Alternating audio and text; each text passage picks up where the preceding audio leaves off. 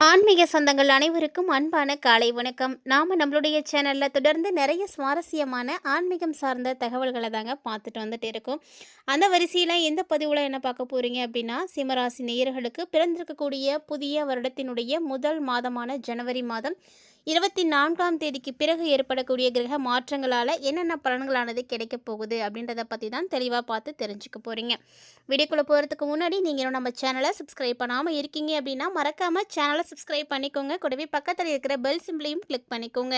அப்போ தான் நாங்கள் போடக்கூடிய வீடியோக்கள் எல்லாமே உங்களுக்கு நோட்டிஃபிகேஷனை உடனுக்குடன் வந்தடையும். நீங்களும் பார்த்து பயன்பெறலாம். வாங்க வீடியோக்குள்ளே போகலாம். 2026ஆம் வருடத்தினுடைய முதல் மாதமான ஜனவரி மாதம், அதாவது கிட்டத்தட்ட பார்த்தீங்கன்னா தமிழ் மாத கணக்கின்படி பார்த்தா தை மாதமானது பிறந்திருக்கு. ஸோ பொதுவாகவே தை பிறந்தால் வழி பிறக்கும் அப்படின்னு சொல்லுவாங்க. ஸோ இந்த மாதிரி இருக்கக்கூடிய நாட்களில் ஏற்படக்கூடிய கிரக மாற்றங்களால் சிம்மராசி நேயர்களுக்கு மிகப்பெரிய அதிர்ஷ்டங்களானது கிடைக்க போகுது. அதாவது இந்த மாதத்தை மகர மாதம் அப்படின்னு சொல்லுவாங்க.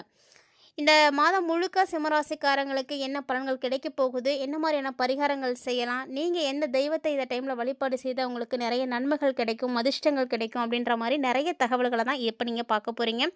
ஸோ வீடியோ பார்த்தீங்கன்னா ரொம்பவே இன்ட்ரெஸ்டிங்காக இருக்கும். எங்கேயுமே ஸ்கிப் பண்ணிடாமல் தொடர்ச்சியாக பார்த்து பயன்பெறுங்க.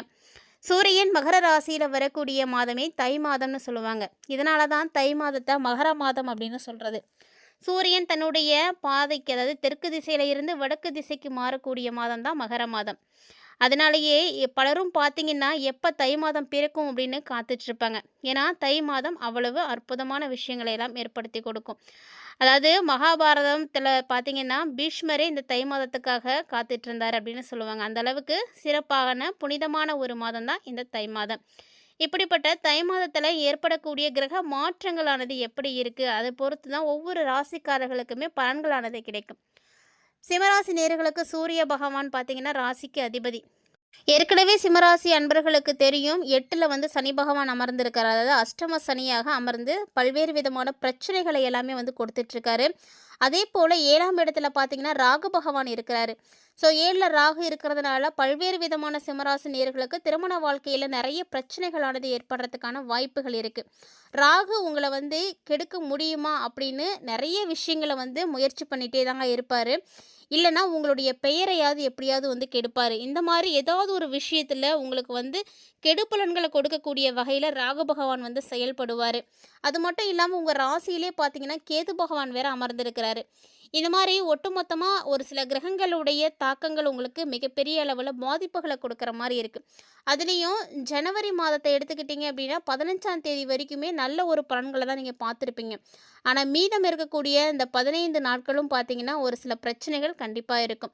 15 நாட்கள்லேயும் உங்களுக்கு பணவரவு நல்லாவே இருந்திருக்கும். எல்லா கிரகங்களுமே 5வது இடத்துல தாங்க இருக்கிறாங்க. ஸோ இந்த மாதிரி கிரக நிலைகள் எல்லாம் 5ல் இருக்கும் பொழுது பணவரவு உங்களுக்கு ரொம்ப நல்லாவே இருக்கும், சாதகமாகவே இருக்கும். சாதாரணமாக உங்களுக்கு பணம் கிடைக்கும். எப்போ உங்களுக்கு பண தேவைகள் இருக்கோ அந்த தேவையை நிறைவேற்றிக்கிறதுக்கு உடனடியாக உங்களுக்கு அந்த பணம் கையில் கிடைச்சிடும்.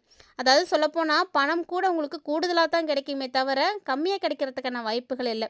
செய்யக்கூடிய வேலையாக இருக்கட்டும், தொழிலாக இருக்கட்டும், எதுவாக இருந்தாலுமே எல்லாமே சிம்மராசி நேயர்களுக்கு ரெட்டிப்பு லாபங்களை மட்டுமே கொடுத்துட்டு இருக்கு.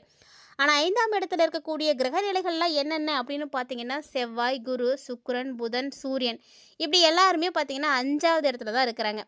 5 கிரகங்களும் 5வது இடத்துல இருக்கிறாங்க. ₹1 நீங்கள் ஒரு பொருளை வாங்குறீங்க அப்படின்னா கூட அந்த பொருளை ₹10 நீங்கள் விற்பனை செய்ய முடியும். அந்த அளவுக்கு உங்களுக்கு யோகங்களானது இருக்குது. ஸோ நிறைய விஷயங்கள் உங்களுக்கு பாசிட்டிவாக மட்டுமே நடக்க போகுதுன்னு சொல்லணும். இதில் எப்போ உங்களுக்கு தை பிறந்ததோ அந்த 15ஆம் தேதியிலேருந்தே பார்த்தீங்கன்னா நாளுக்குரிய செவ்வாய் 6வது இடத்துல உச்சமாயிட்டார். அதனால் கடன், வியாதி, கஷ்டம் இது போன்றவைகள் எல்லாமே கண்டிப்பாக இருக்கும் அப்படின்னு தான் சொல்லணும். அதனால் தேவையில்லாத சண்டை சச்சரவுகள்லாம் ஈடுபடாமல் உங்களுடைய வேலைகளை மட்டுமே நீங்கள் செய்யறதுக்கு பாருங்கள். அனாவசியமாக எந்த ஒரு விஷயத்துலையும் தலையிட வேண்டாம். வம்பு வழக்குகள்லாம் கூட உங்களை தேடி தான் வரும். நீங்கள் செவனேன்னு இருந்தாலுமே அதெல்லாம் உங்களை தேடி வரக்கூடிய ஒரு நேரம். சட்டத்துக்கு புறம்பான ஒரு சில விஷயங்கள்லாம் செய்கிற மாதிரி இருக்கும், அதெல்லாம் நடக்கிற மாதிரிலாம் இருக்கும். தயவு செஞ்சு அந்த மாதிரியான விஷயங்கள் எல்லாம் ஈடுபடாதீங்க. ஏன்னா அது உங்களுக்கு நல்லது அப்படின்ற மாதிரி தான் தெரியும். ஆனால் பின்னாடி அதனால் பிரச்சனைகளை அனுபவிக்கக்கூடியதும் நீங்களாக தான் இருக்க போகிறீங்க. ஸோ இந்த மாதிரியான விஷயங்களெல்லாம் பெரும்பான்மையான விஷயங்களில் ஈடுபடாதீங்க, ஒதுங்கிக்கோங்க. இல்லைன்னா நீங்களே போய் வழினா மாட்டிக்கிற மாதிரி இருக்கும். ஸோ அதாவது ஒரு சிலருக்கு பார்த்தீங்கன்னா, சிறை செல்றதுக்கான வாய்ப்புகள்லாம் கூட இருக்கு. யாரோ செய்த தப்புக்கு ஏதோ ஒரு நடக்குது அப்படின்றதுக்காக நீங்க போய் மாட்டிக்காதீங்க. கவனமா இருங்க. அரசா இருக்கட்டும், அரசு சார்ந்த விஷயங்களா இருக்கட்டும், வம்பு, வழக்கு, கோர்ட்டு, கேஸு, பஞ்சாயத்து, அடிதடி இப்படி எல்லாமே வந்து நடக்கும். வாய்ப்பு நெறைய இருக்கு. அதுவும் பெண்கள விட ஆண்கள் சிம்மராசிக்காரங்களா இருக்கீங்க அப்படின்னா, இந்த மாதிரியான விஷயத்துலலாம் ஈஸியா போய் நீங்க வந்து மாட்டிப்பீங்க. ஸோ ரொம்ப ரொம்ப ஜாக்கிரதையா இருங்க. சிம்மராசி நேயர்களுக்கு இது மாரி பிரச்சனைகள் உங்கள தேடி வரும். இல்லம் தேடி வரும். பெண்களா இருக்கீங்கன்னா, அக்கம் பக்கத்துல இருக்கக்கூடியவங்கள்ட்ட கூட ஜாக்கிரதையா இருங்க. எந்த விஷயத்த பேசினாலும் அமைதியாவே இருக்கிறதுக்கு பாருங்க. ஏன்னா, தேவையில்லாத சண்டைகள்லாம் வரும் இந்த டைம்ல. ஆனா, அதே மாரி உங்களுக்கு என்னென்ன விஷயங்கள் வந்து நல்லபடியா வந்து நடக்கணும் அப்படின்னு இருக்கோ, அதே மாரியான விஷயங்கள் எல்லாமே இப்போ உங்களுக்கு வந்து பாதிப்புகள குடுக்குற மாரி தான் இருக்கு.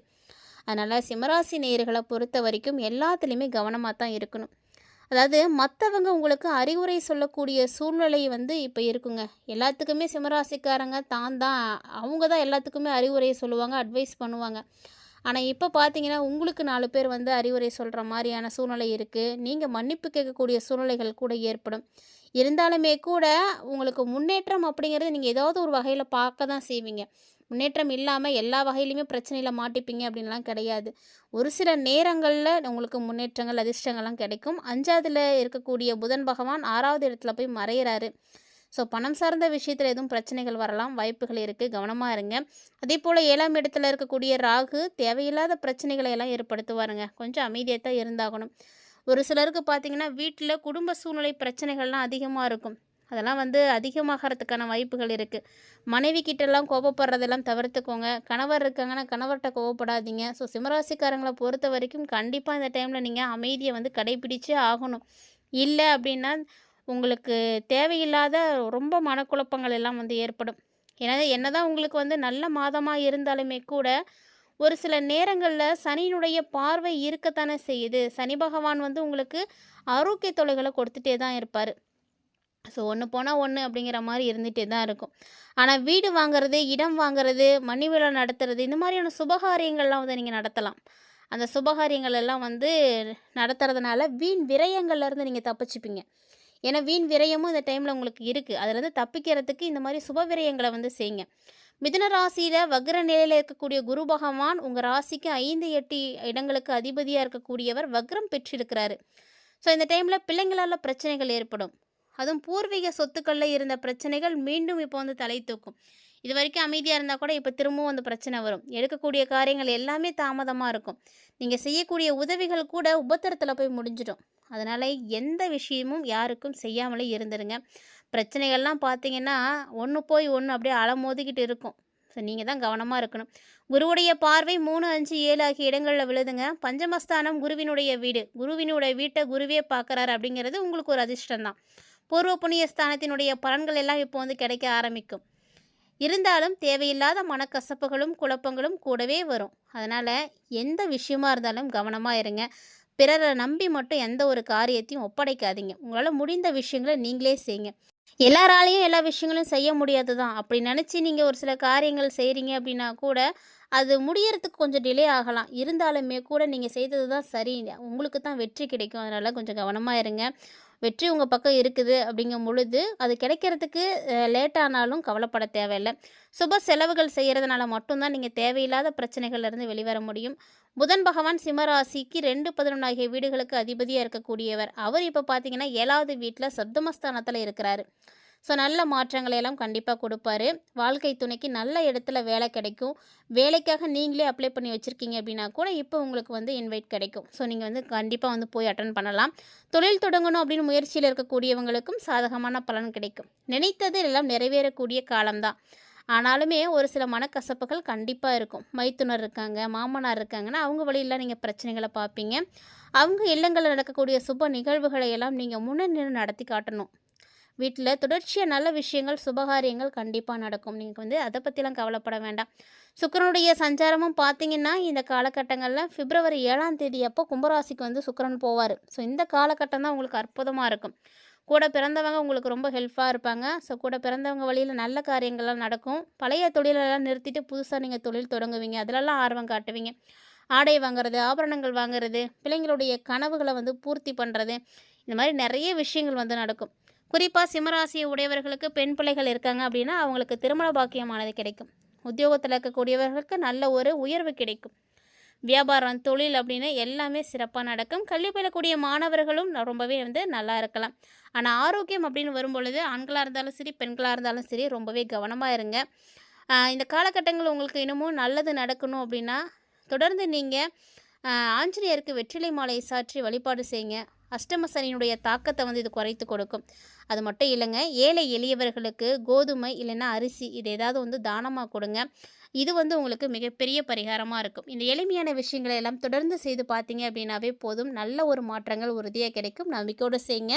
இந்த பதிவில் நிறைய தகவல்களை பார்த்தீங்க இல்லையா, அது எல்லாமே உங்களுக்கு பிடிச்சிருக்குன்னு நினைக்கிறேன். அப்படி ஒரு வேளை உங்களுக்கு பிடிச்சிருந்ததுன்னா லைக் பண்ணுங்கள், ஷேர் பண்ணுங்கள், மறக்காமல் கமெண்ட் பண்ணுங்கள். இது மட்டும் இல்லாமல் இது போல் நிறைய இன்ட்ரெஸ்டிங்கான தகவல்கள் நம்ம சேனலில் தினம்தோறுமே நம்ம பதிவேற்றம் செய்துட்டு இருக்கோம். ஸோ தொடர்ந்து பார்த்து பயன்பெறுங்க. கூடவே ஆன்மீக ரீதியாக கொடுக்கப்படக்கூடிய எளிமையான பரிகாரங்களையும் மிஸ் பண்ணாமல் செய்யுங்க.